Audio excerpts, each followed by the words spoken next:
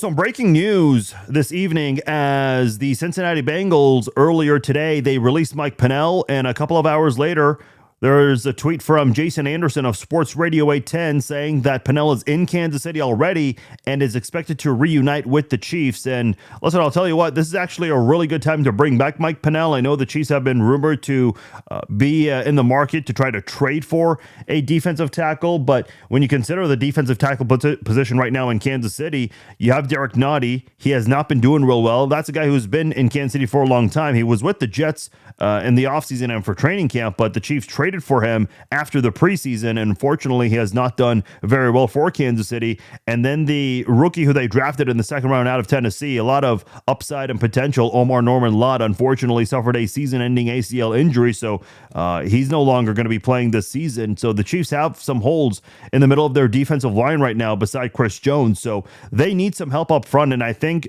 bringing back Mike Pennel is going to be very important. He was a surprise cut in late August. Nobody saw that coming. And I think that was a mistake by the Chiefs. And bringing him back right now is very important, especially when you look at their next three games. Look who they're playing. They're going to go visit the Buffalo Bills. Then they have a bye week. And coming off the bye, they'll visit the Denver Broncos. And after that, they'll be back home to play host to the Indianapolis Colts. What do all three of those teams have in common? They all have a running back in the top three in rushing. In order, they will first play against James Cook of the Bills.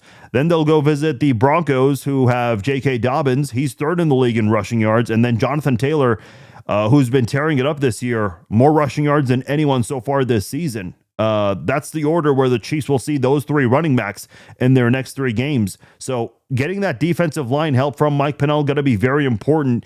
And one thing to keep in mind about the Chiefs, they have not allowed a running back to rush for 100 yards in 34 consecutive games, playoffs included.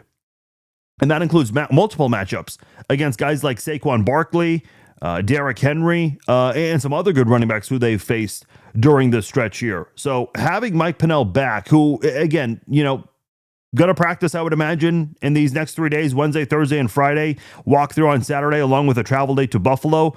And listen, he knows Spags. He knows this defense. He's familiar with a lot of the players who are on this team. So it's not like he needs a whole lot of time to get used to this defense. He knows what's expected of him. He knows how this defense operates. So I think he's going to be out there on Sunday against the Buffalo Bills.